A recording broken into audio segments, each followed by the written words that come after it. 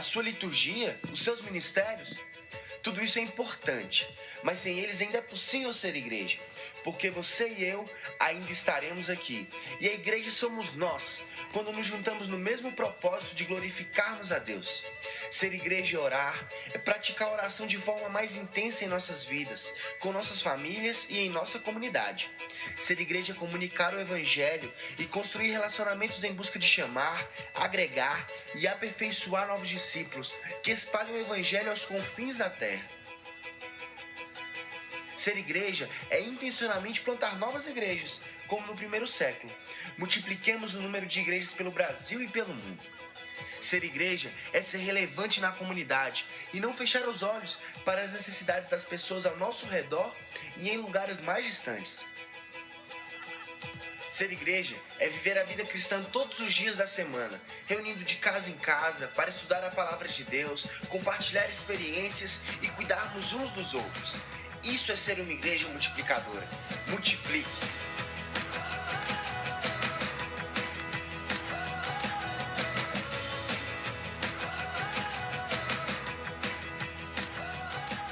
A graça, a paz e a misericórdia da parte de Deus, irmãos, amém? Meus irmãos, todos de olhos inchados. Entrou tanto cisco no meu olho ontem à noite. Brincadeira, irmãos, não teve quem não chorou de glorificar o nome do Senhor. Que testemunhos ontem à noite, que bênção. Tal mãe, tal filhos aí, que noite, que eu tenho certeza que o nome do Senhor foi glorificado. Quem esteve presente sabe do que eu estou falando. Que maravilha, né, irmãos? Quantos milagres Deus tem feito através do poder da oração. Pessoas que se colocam em oração, os milagres acontecem. Irmãos, está maravilhoso, né? Eu tenho começado a andar pelos PGMs. Está maravilhoso o que Deus está fazendo. Eu só descobri que tem uma outra igreja. Já cheguei lá para corrigir, assim, né? Que chegamos na Bispa Madá, lá no PGM da Bispa Madá, né? Porque eu falei, é bispa, porque já tinha lá amados, tinha uma igreja lá, umas 60 pessoas. Eu falei, está errado isso aqui, Madá. Mas para a glória de Deus, já um PGM preparado para multiplicar em 4, 5. Deus tem, e vários outros PGMs acontecendo isso. Mas o que é mais lindo? Os milagres, os testemunhos desses, como a gente ouviu do Enéas aqui, e tantos outros, de curas, coisas tremendas acontecendo dentro de um PGM. Temos falado, né, dessa igreja multiplicadora, desses 5 princípios, e queremos trazer para a igreja. Investimos 2 domingos falando só sobre oração, mas não falando, né, a prática da igreja é a oração. E nessa manhã eu quero relembrar com vocês 5 princípios que nós temos que viver na vida de igreja: oração, evangelização discipuladora. Acho que tem até os slides aí, pode colocar para a gente. Oração, evangelização discipuladora, plantação de igrejas, formação de líderes, compaixão e graça. Tudo isso dentro de uma visão que a Igreja Memorial tem, de ser uma igreja viva, adoradora, missionária, madura e acolhedora. E essas palavras, né, igreja viva, ela casa muito bem com a palavra oração, porque oração é o oxigênio da igreja. É a oração que nos mantém realmente vivos. Sem oração, irmão, você morre. Precisamos da oração ligada a essa palavra. Erramos em não conhecer, né, as Escrituras e o poder do Espírito Santo. E a oração é essa chave poderosa para você viver nessa dimensão. E uma igreja adoradora é uma igreja que evangeliza e discipula, como aquela mulher samaritana, né, que foi encontrada por Jesus ali, foi evangelizada, discipulada e se tornou uma missionária naquele lugar. E com isso a gente vê que a outra missão da igreja é ser uma igreja missionária, e ser missionária é plantar igrejas. E eu louvo a Deus que as igrejas estão sendo plantadas, e a visão da Memorial tem sido essa. Se você for ali no Nova Lima ver o que está acontecendo ali, irmãos, uma revolução no bairro Nova Lima. Pastor Paulo com o pastor Cláudio ali, é fogo arara azul, né, como ele fala, né? Deus está fazendo coisas tremendas ali. Lá em Anastácio, que maravilha, que coisa linda que Deus está fazendo lá. Porto Murtinho, agora estamos sonhando um tempo novo já. Lembra que nós falamos, o pastor lá de Jardim já veio, já estamos aliançando para um novo tempo, uma nova história lá em Porto Murtinho. Temos conversado com o pastor Israel os desafios ali no Núcleo Sul. E a missão da igreja de ser missionária é plantar igrejas, né? Igrejas firmes, igrejas sólidas. E também a igreja madura, eu louvo a Deus que isso é uma realidade da Memorial, formação de líderes. Cada dia mais você vê líderes maduros sendo formados aqui na vida da igreja. E uma igreja acolhedora, não só acolhemos bem aqui, mas queremos acolher do outro lado da rua, do outro lado da cidade, do outro lado do mundo, que isso chama compaixão e graça. Então estamos investindo esse tempo nesses princípios e falamos 2 domingos sobre oração. E hoje eu quero falar sobre o segundo princípio, evangelização discipuladora. Aí me deu um nó na cabeça, falei, meu Deus, como que eu vou falar de evangelização discipuladora num dia tão importante, que é falar no Dia das Mães? Não dá para passar, né, batido e não destacar a importância das mães, né, da evangelização discipuladora que acontece dentro de casa e que deve acontecer. Então eu pensei num tema, ou um subtema para a minha palavra, falar assim, evangelização discipuladora. Eu trouxe o tema mãe raiz. O pessoal está falando tanto hoje em dia de crente raiz, pessoa raiz, né? Mas mãe raiz, ela tem um poder do exemplo. E não tem nada mais forte do que o poder do exemplo de uma mãe.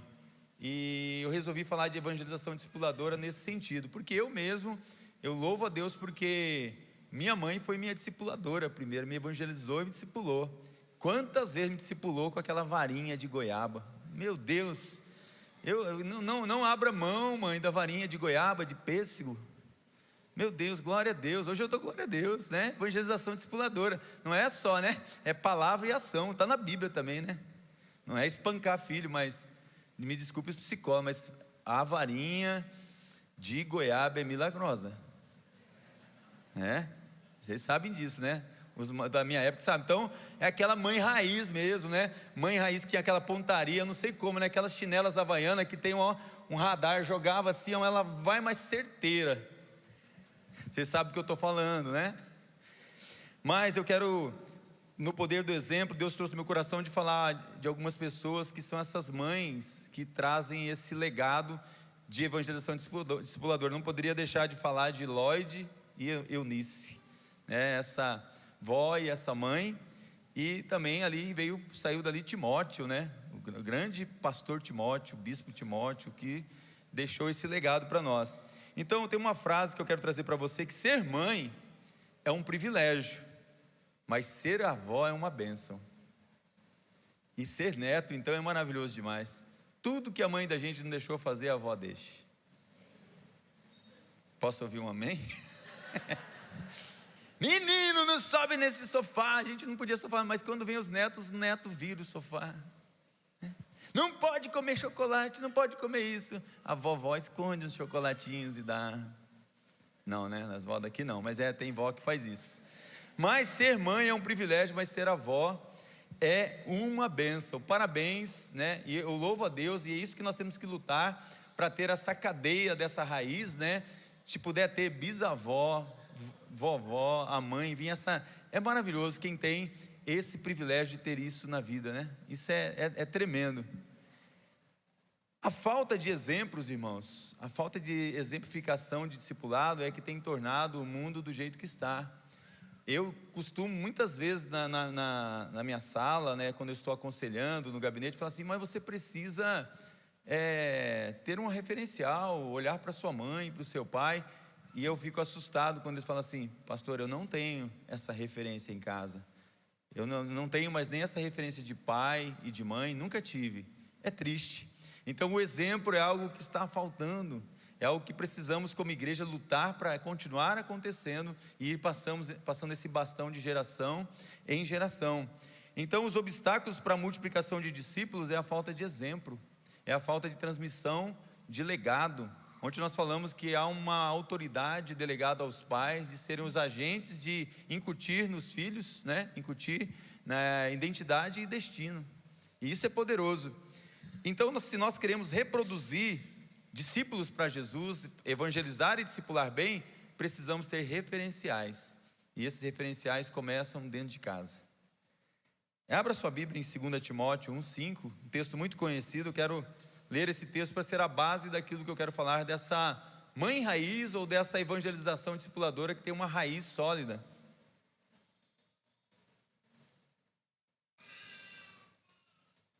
Eu estou olhando aqui, é o Júlio que está ali?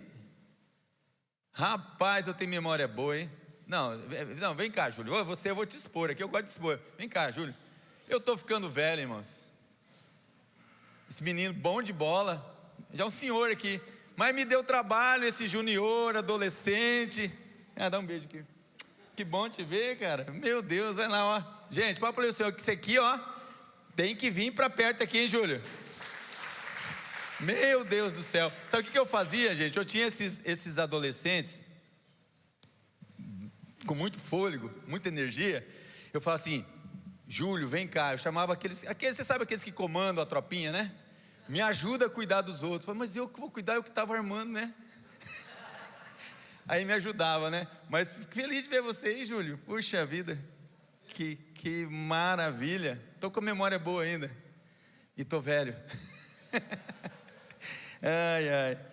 Vamos ler aqui 2 Timóteo 1,5. Trazendo à memória a fé não fingida que em ti há, e qual habitou primeiro em tua avó, Lóide, e em tua mãe, Eunice. Estou certo de que também habita em ti. Vamos orar? Pai, obrigado por essa palavra. É uma palavra de vida. É uma palavra que nos faz entender a importância da evangelização e do discipulado. Nos faz entender o quanto o Senhor nos dá, Senhor, uma tarefa. Foi um ato comissional do Senhor de ide e fazei discípulos. Discípulos que serão batizados em nome do Pai, do Filho e do Espírito Santo. Batizados, Senhor, para fazer a diferença na terra, para fazer a diferença na sua família. Pai, que essa palavra nessa manhã venha nos trazer vida e transformação nos nossos corações. Em nome de Jesus. Amém e amém. Quando eu li esse texto, uma das primeiras coisas que me chama a atenção, trazer à memória sempre é algo bom. Trazer à memória as coisas que nos dão esperança, as coisas que nos alegram, mas ele faz um destaque: trazer à memória a fé não fingida. Meus irmãos, tem fé fingida?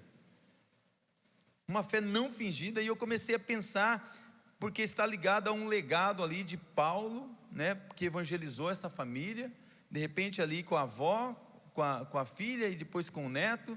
Eu falei, mas que fé que é essa não fingida? E quando falamos de fé, a primeira coisa que vem na mente é o tamanho da nossa fé, o quão nossa fé é pequena. Se a nossa fé fosse o tamanho de um grão de mostarda, né, teríamos autoridade para tantas coisas. Então, como é difícil pensar sobre a fé.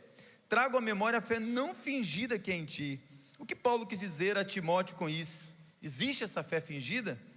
E o que Deus quer nos falar por meio dessa revelação? E ele atente aqui para uma coisa que Paulo fala assim: essa fé habitou no coração da sua avó. Essa fé não fingida esteve no coração da sua avó. Netos, filhos, conversa com a vovó, conversa com o vovô. Hoje eu vou falar da vovó, né, que hoje é dia das mães. Quantas histórias, quantos milagres, quantas maneiras que Deus operou na história dessas famílias, que a gente pode olhar para trás e a vovó fala assim: Ebenezer, o Senhor nos ajudou até aqui. É uma fé não fingida, é uma fé que resiste ao tempo, é uma fé que resiste a gerações, é uma fé que resiste a tsunamis, a terremotos, é uma fé que resiste a Covid. Muitos de vocês, se Jesus não voltar ontem, não voltar hoje, muitos de vocês serão avós amanhã. E vocês vão poder dizer assim: olha, nós passamos pelo Covid. Uma fé que sobreviveu, uma fé não fingida, uma fé que vai além do tempo, é uma fé que supera o ardor do deserto, é uma fé que supera o momento de escassez, o momento de doença, o momento de dor. É uma fé que supera e sobrevive a tudo e a todos. É essa fé que essa avó tinha, e é essa fé que nós precisamos ter, uma fé raiz. Uma fé daquela lá do Salmo número 1, plantada junto a ribeiros de águas. Uma fé que tem uma raiz profunda, e essas raízes fazem com que essa árvore, no tempo de seca, ela continue firme. As folhas dela não murcham, não caem, porque elas estão plantadas com raízes sólidas do Evangelho. Porque o Evangelho é o poder do Senhor, é o poder da boa notícia, é o poder da transformação. Então eu quero dizer para você nessa manhã que essa fé, uma fé plantada junto a ribeiros com raízes profundas, ela é a única maneira de você ter um evangelismo e discipulado eficiente na sua casa, com seus amigos e com as pessoas à sua volta e em qualquer lugar que você esteja. E como ter essa fé genuína e profunda? Eu quero usar um exemplo de aprofundamento de raízes. Você sabe que uma árvore, eu até como se dizer, a pessoa que fica mudando de igreja em igreja, não cria raiz, é um crente muito fraco. Você precisa criar raiz num lugar. Você criar raiz naquele lugar. Uma planta, você que tem uma planta em casa, você sabe que você fica mudando ela de vários lugares, ela vai murchar e vai morrer. Essa planta precisa ser plantada no lugar, adubada, regada, cuidada, para ela criar raízes profundas. Então eu quero falar para você de um evangelismo e discipulado profundo, precisa de raiz. Então se você quiser anotar, nos PGMs nós vamos aprofundar um pouco nisso. Eu vou chamar, eu gosto de acróstico, né? Então nesse aprofundamento das raízes tem uma figura de uma árvore ali com raiz. Eu coloquei ali relacionar-se, acolher, interceder, zelar, ensinar e solicitar. Então essas raízes aprofundam o evangelismo e o discipulado. Por quê? É baseado num relacionamento discipulador. Jesus, em 3 anos, ele teve um relacionamento discipulador profundo com os discípulos, que impactou aqueles 12 homens e impactou a gente. Porque em 3 anos você pode discipular alguém de maneira tremenda. Jesus, ele disse assim: eu vou fazer, vocês vão fazer comigo, depois vão e façam vocês. É tremendo isso. Então a primeira raiz da evangelização discipuladora, eu vou chamar essa de relacionar-se. Relacionar-se. O homem, o ser humano foi chamado para se relacionar. Relacionar com Deus, relacionar com o próximo, relacionar com a natureza, relacionar com tudo. Nós somos pessoas que foram feitas para relacionamento. E a prática do relacionamento deve ser sempre intencional. Eu ter a intenção de me relacionar com as pessoas. Muitas vezes, por preguiça, por vários motivos, as pessoas não querem se relacionar.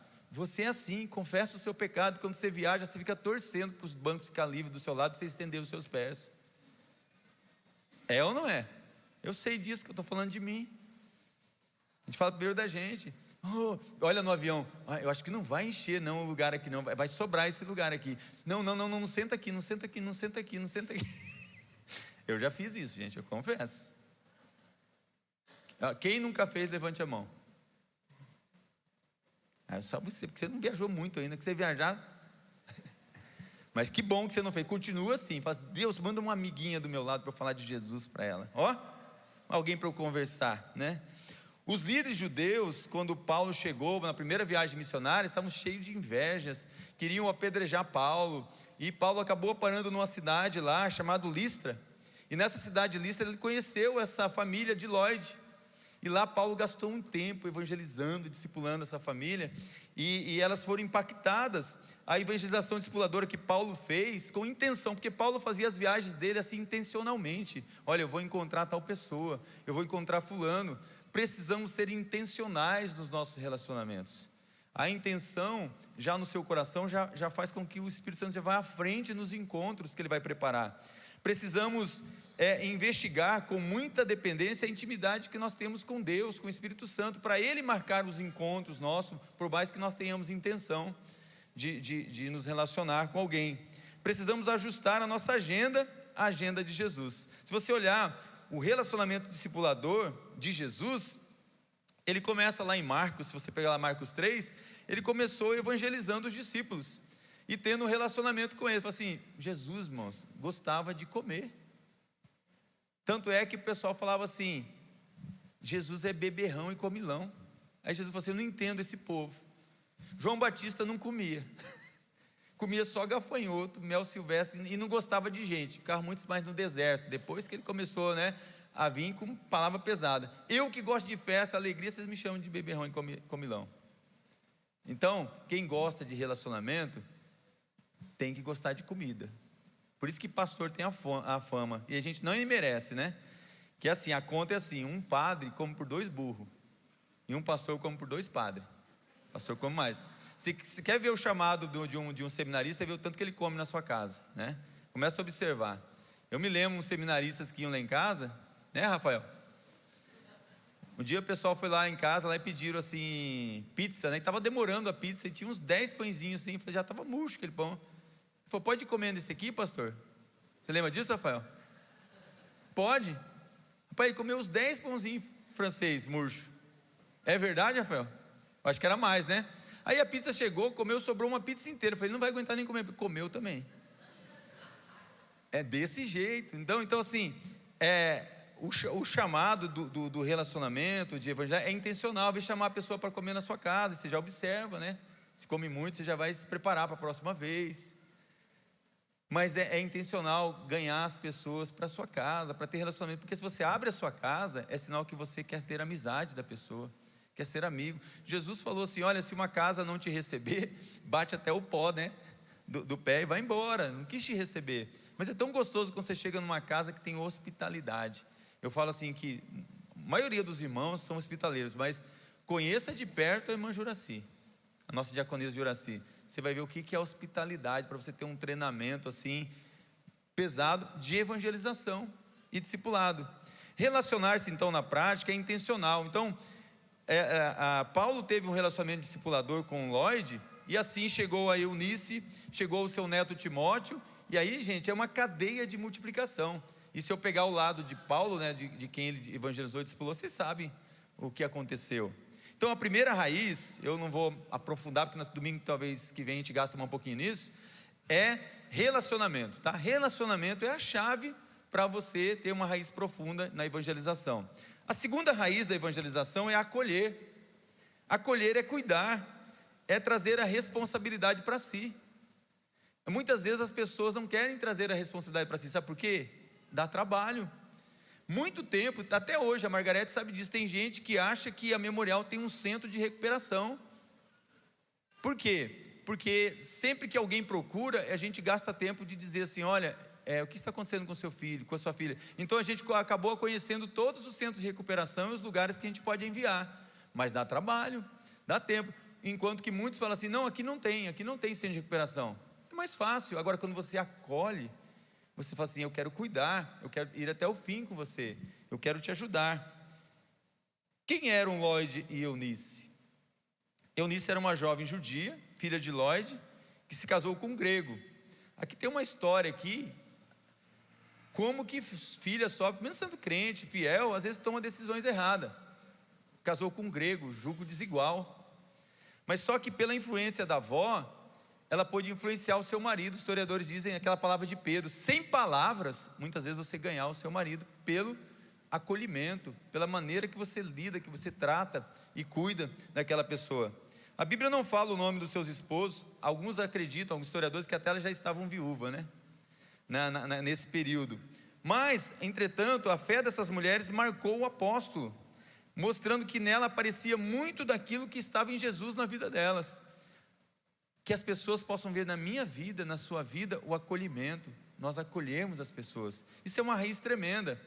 Olha só, você lembra daquela primeira multiplicação que está em Lucas 9, né, da multiplicação dos pães e dos peixes? Lá no versículo 11 de Lucas 9, fala assim que Jesus vendo aquela multidão, porque às vezes é fácil acolher um, né, irmãos? Mas uma multidão é difícil. Jesus vendo aquela multidão teve compaixão e fala que Jesus acolheu. Acolheu muitas vezes é dar o pão, é dar o peixe, é dar a cesta básica, é alimentar, é dar o leite, né, Fabiano? Tem a família lá que está precisando, que é o senhor Max lá, né? O nome dele? O seu Máximo. É uma alimentação parenteral que às vezes por dia a pessoa vai gastar muito e não tem aquele recurso. Às vezes o acolhimento é isso, é a maneira de você cuidar dessa pessoa. É a gente poder acolher. Então, quando você vê Lucas 9 lá, que Jesus teve compaixão da multidão, havia isso na vida de Eunice e de Lloyd, e transmitiram para Timóteo. Por quê? É um ato de compaixão, abnegação, é um ato físico e espiritual. Quando você acolhe, vem a cura junto, vem milagres, vem curas que Deus faz, vem salvação. É um ato mais eficaz quando é realizado também em parceria. Por isso que nós temos os PGMs, Pequeno Grupo Multiplicador, porque às vezes você sozinho é mais difícil, mas um PGM unido consegue. Às vezes um PGM com outro PGM consegue mais ainda. Uma rede inteira de PGM consegue mais ainda. E aí junto com a igreja, que força poderosa, irmãos. É uma força motriz para acolher as pessoas e fazer a diferença. Essa igreja que você fez parte dessa história, já construiu casa, muro, já restaurou lugares através da ação, mas uma pessoa não conseguiria. Isso é acolhimento, acolher é poder estar junto. Tem muita coisa para falar, mas eu quero já passar para a terceira raiz, outra outro momento nós vamos aprofundar mais. A terceira raiz é a evangelização discipuladora, é interceder. Interceder. Temos colocado aqui na igreja, né, essa figura da cadeira vazia nos pequenos grupos. A cadeira vazia nos faz lembrar que está faltando alguém, que nós podemos orar por um parente, por um amigo, por alguém que precisa da nossa oração. E quando chega aquela pessoa e ela é integrada, ela é acolhida, ela é cuidada, o que a gente faz? Coloca uma outra cadeira. Não para o acolhimento. Então, a intercessão, onde nós vimos o exemplo, tanto testemunho, e aqui acabamos de ouvir pela manhã, a oração tem que ser algo ensinável. Jesus ensinou, ele sabe que a gente não sabe orar. Ele ensinou para nós a oração universal, o Pai Nosso. Não é para ser uma reza, mas é para ser uma oração modelo, para a gente saber que oração é conversar com Ele, mas oração é ensinável. Quantas vezes eu cheguei em casa, quando eu chegava da faculdade, antigamente a primeira faculdade não era a universidade, a UCDB era a faculdade aqui, católica, eu chegava de madrugada, eu encontrava a minha mãe, sabe como? De joelhos ao pé da sua cama. Aquilo me impactava. Por que ela estava orando? Por mim e pelos meus irmãos. Ela estava em oração. A oração precisa ser vista pelos filhos, pelos netos. Eu não falo só da oração, mas está dentro da oração aqui dessa evangelização. Quantas vezes o seu filho viu você com a Bíblia? Porque por isso que eu incentivo a ter a Bíblia de papel. Sabe por quê, irmãos? Porque hoje em dia é tão fácil falar assim, não, eu estou lendo a Bíblia no celular, mas você pode estar fazendo tantas outras coisas no celular. Mas se seu filho vê você com a Bíblia, ele sabe que é diferente o celular da Bíblia. Eu louvo a Deus que muitas pessoas aqui da igreja têm comprado Bíblias, tido Bíblias. E se você não tem uma Bíblia, nos procure, não tem como comprar, nós vamos te dar uma Bíblia de presente, de papel. Ah, isso é antigo. Irmãos, as coisas antigas são as mais profundas que têm raízes. E que são para sempre. A oração é ensinável. Olhando para a vida de Jesus, percebemos que seu relacionamento discipulador era de oração. É preciso ter um ministério visível de oração. Eu sei que às vezes a intercessão, você não vê todo mundo que está intercedendo. Mas é importante quando nós mostramos, não como fariseu, olha, eu estou orando, né? Mas ser um ministério que a sua vida retrata uma vida de oração. Que você ora. Lucas 11:1 vai nos mostrar ali que a intercessão é um investimento intencional, que a gente precisa intencionar, porque a oração é mais que palavras, é um estilo de vida. Quantas vezes você ora por dia?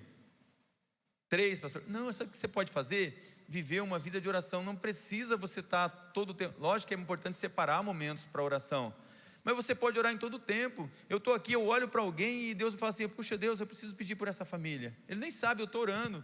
Quantas vezes eu estou aqui no culto, eu olho para uma pessoa, estou falando, Deus, eu não sei o que está acontecendo com aquela pessoa, mas eu peço um milagre, eu peço uma cura, eu peço uma intervenção do Senhor. Quantas vezes eu passo, essa semana vi mesmo vocês trabalhando, eu passei ali e falei, Deus, abençoa todo esse pessoal que está trabalhando, pintando a nossa igreja aqui, protege ele, livra de acidente, gente. Pai, não deixa nada de ruim acontecer. A oração é o tempo todo. Você passa na rua, vê um acidente, Deus, eu não sei quem é, porque quando a gente fica preocupado só se é um conhecido, né? Não, Deus, eu não sei o que aconteceu, mas livra da morte, age nessa família, protege, guarde. A oração tem que ser algo na sua vida, o tempo todo, porque isso é uma maneira de você evangelizar, interceder. Deus fala que Ele olhou do céu e não encontrou ninguém se colocasse na brecha. Interceda pela sua família, raiz profunda. Ontem nós ouvimos, né, o testemunho da Ana, né, contando sobre os seus filhos. Quanto tempo orou? Irmãos, eu orei pela conversão do meu pai mais de 35 anos.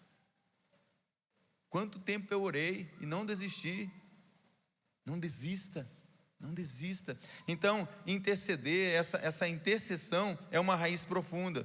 Mas tem uma quarta raiz da evangelização discipuladora, que é o zelo.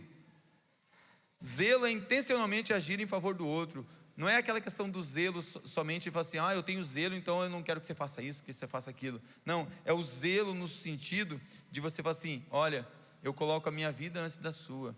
A pessoa entender que você tem zelo por ela, tem cuidado por ela. Quando um pai, né, e uma mãe, eu falei de vara, né? É muito fácil você pegar e dar umas varadas no filho, né? É muito fácil. O difícil é explicar por que você está dando as varadas. Isso é o difícil. Eu falo assim que o mais difícil, né, que já aconteceu comigo uma vez, eu já contei isso aqui na igreja, quando me pararam que eu estava em alta velocidade e levei uma multa, é que o guarda chegou, o Polícia Federal, mas me deu uma lição moral. Eu falei, eu nem vou contar para ele que eu sou pastor. Irmãos, eu conto para ele, fiquei com uma vergonha. Aí depois, quando ele saiu ainda, alguém, né, do meu lado falou assim, viu, Deus mandou um anjo. Mas eu observei o que aquele guarda fez.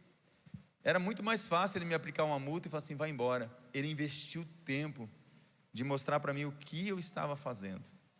E isso me marcou, tanto é que eu estou falando isso para vocês hoje. Você entende? O zelo é o que está em João 15:13. Ninguém tem maior amor do que aquele que dá a própria vida pelos seus amigos. É um zelo de cuidado. As dificuldades que Ló e Dionísio enfrentaram, você não tem ideia. Se você pegar a história delas, essas mulheres tiveram muita dificuldade. Talvez na criação até do próprio Timóteo, porque a própria filha era casada com um grego que não deixou fazer a circuncisão em Timóteo. Tanto é que Timóteo não era circuncidado. É tipo assim, olha, ele vai na igreja, mas não pode batizar. Pode ir na igreja, mas não quero que se torne crente, não. O pai tem a sua fé, né? Não tem isso. Então é pela oração, sem muita palavra, pelo testemunho. Fala assim, você está vendo o que está acontecendo na vida de Timóteo, como Timóteo mudou. Ele é um menino bom, é um menino que respeita, honra você. Então esse zelo de cuidado é um zelo de realmente você respeitar e honrar as pessoas para zelar a palavra. Porque muitas vezes você não tem zelo pela palavra, você dá mau testemunho por não cuidar bem da sua família, não cuidar bem da sua mãe que é idosa, seu pai que é idoso. Não tem zelo pelos domésticos da fé, pela própria casa. Então a Bíblia nos aconselha realmente a termos zelo no sentido de ter raízes de cuidado um pelo outro, ajudando os irmãos. Mas também isso é prático, irmãos. Como que você mostra que você tem zelo por alguém? Dê um tempo de qualidade. Dê tempo de qualidade. Eu louvo a Deus, eu vejo isso acontecendo aqui na igreja. Muitos homens, né, falando assim, pastor, hoje eu estou indo lá com os meus filhos para brincar lá no parque com as crianças. Falei, que legal, dando tempo de qualidade com os filhos, né? Dando tempo de qualidade lá para cuidar da grama, né, da casa, para fazer alguma tarefa doméstica. Zelo de qualidade para investir tempo com a família. Zelo por meio da oração. Zelo por meio, assim, eu tenho zelo, a gente não pode perder a escola bíblica, é investimento para a vida. E pais, deixa eu falar para você fala assim, meu filho não quer ir na escola bíblica, isso aqui é porque você não vem. Porque na minha época, né, não tinha querer com criança. Vai, pronto, acabou. Vai reclamar agora, depois lá na frente, eles vão ser mais rígidos com os filhos dele. Isso que é duro. Eu ouço minhas filhas hoje em dia assim, minha filha não vai ter isso, meu filho vai ter. É? Então, pode chegar junto na disciplina do zelo aí, viu, meus irmãos?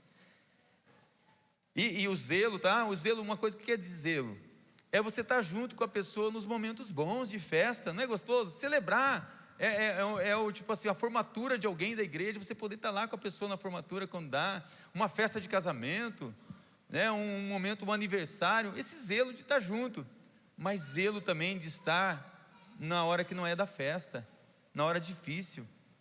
Porque a festa a pessoa até releva, mas na hora difícil, na hora de um luto, na hora de uma dor, na hora de uma enfermidade, é esse zelo, entenderam, irmão? Essa raiz profunda de zelo, de cuidado. E isso ensina a prática para os nossos filhos. E por fim, a sexta raiz da evangelização discipuladora é solicitar contas. Hoje em dia as pessoas não querem prestar contas. E é importante você prestar contas. E às vezes seu filho não quer prestar conta para você. Mas você presta conta como pai, como mãe, para ele, das coisas que estão acontecendo na casa. Ele entende por que disso, por que não, por que as finanças estão desse jeito, por que tem de outra maneira. Invista tempo em prestar conta do que está acontecendo na casa. A igreja tem que prestar contas. Nós precisamos, né, ter essa maneira de prestar conta. E a maneira de discipular é prestar conta. O que é prestar conta?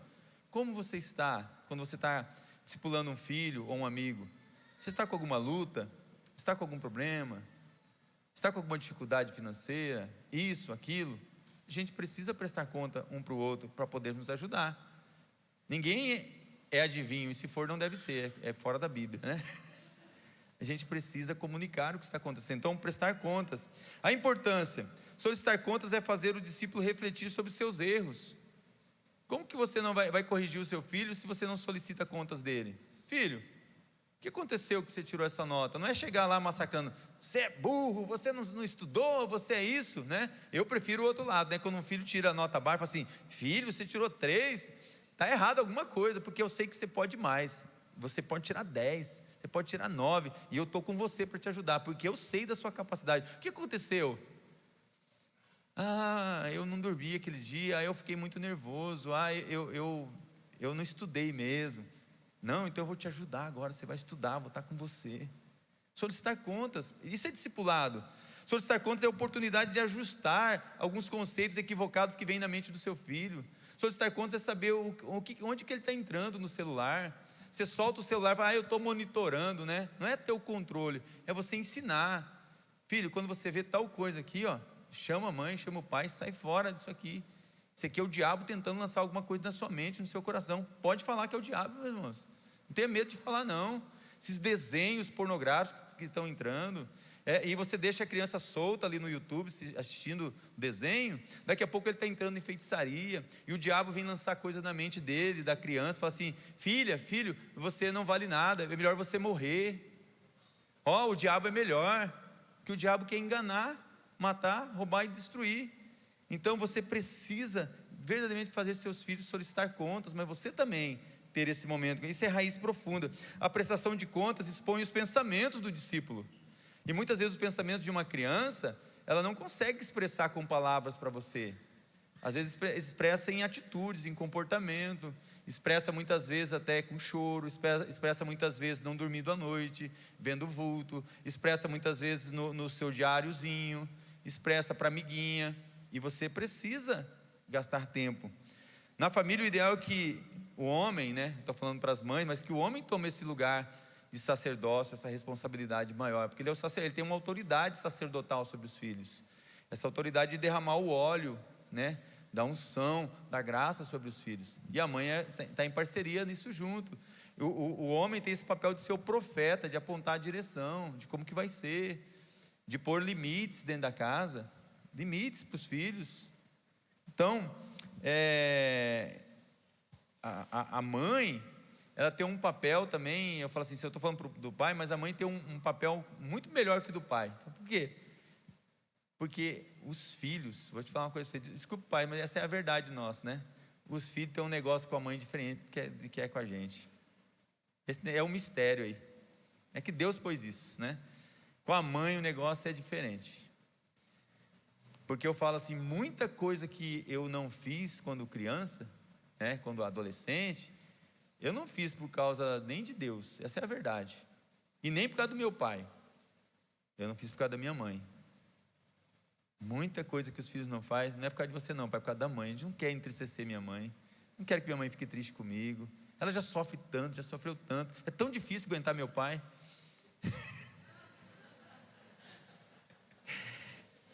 Eu quero terminar contando para vocês um exemplo que me impactou. A mãe de Wesley, não o Wesley nosso aqui, né? A mãe de John Wesley, né?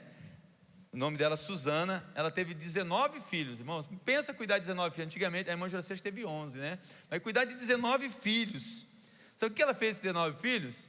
Vai decorar versículo da Bíblia. Irmãos, faz isso, é bom, põe versículo na geladeira, no banheiro. O meu mentor, o pastor Mark Down, ele foi meu mentor no seminário. Ele, no seminário, anota a nossa média. Hoje está moleza o seminário. A média nossa era 9. Você lembra, Alice? A média era 9, não é 7, 6, tinha que tirar 9. Aí ele via que era difícil, porque ele falou assim, eu vou dar um ponto a mais para vocês, para quem decorar pelo menos 10 versículos antes da prova. Você lembra, Alice? Alice estou comigo.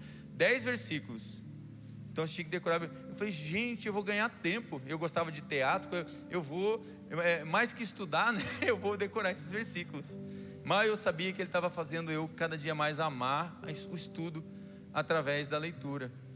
Ele contou que ele até, uma boa ideia para os pais, e os filhos vão gostar. Ele falou assim: para cada capítulo da Bíblia que meus filhos decorava, memorizava, entendia todinho, eu dava tantos dólares para eles. Pô, mas você pagava para estudar a Bíblia? Ele fala assim: melhor eu pagar para a Bíblia estar dentro do meu filho, que eu tenho que pagar para tirar ele de algum lugar que ele está preso. Ouça o que eu estou te falando. Criança gosta de incentivo. Então, não estou falando que você tem que pagar para fazer tudo, né? Mas, se for pagar para ler a Bíblia todinha, pode pagar, que você está fazendo o maior investimento da sua vida. Você paga caro na faculdade, e o desganhento, como diz o pastor Cristian, fica de DP. Não é não?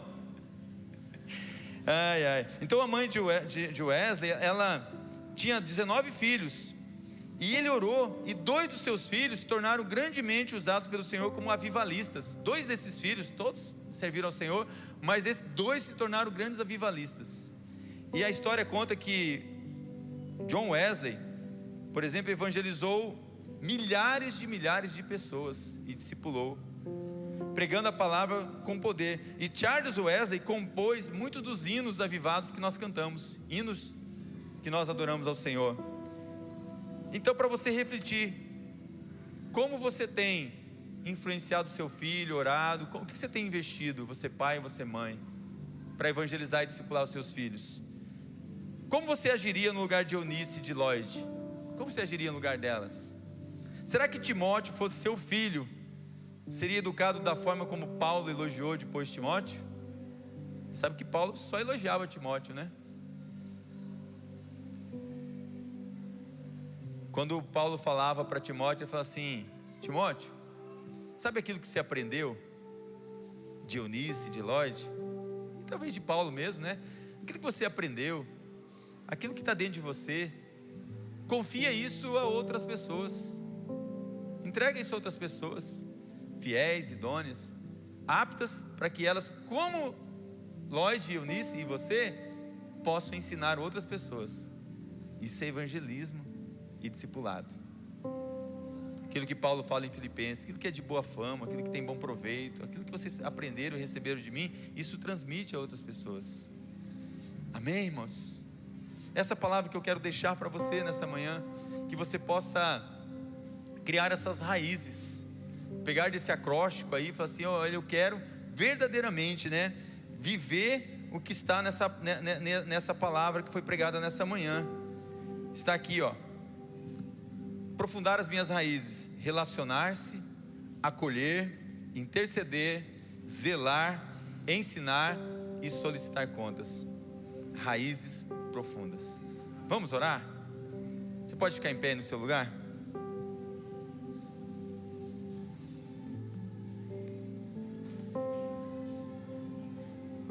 Se puder, põe a mão no seu coração. Eu quero ministrar algo poderoso para você. Se você quer realmente viver essas raízes profundas na sua vida, eu quero com você, em forma de oração, que você receba esse rema de Deus. Põe a mão no seu coração. Eu quero ministrar o Salmo 1 na sua vida como uma palavra de bênção para você, para sua casa, para sua família. Você pode colocar o seu nome nessa hora. Bem-aventurado é o Richard, bem-aventurado põe o seu nome aí.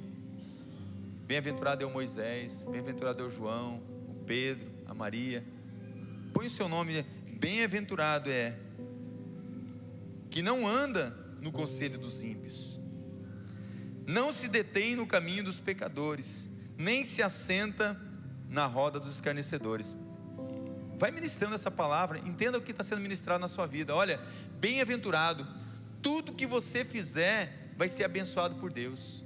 Aonde você estiver, vai estar a bênção de Deus. Você vai ser bem-aventurado onde pisar a planta dos teus pés. Você vai ser bem-aventurado nos seus negócios. Vai ser bem-aventurado na criação dos filhos. Vai ser bem-aventurado nos seus relacionamentos.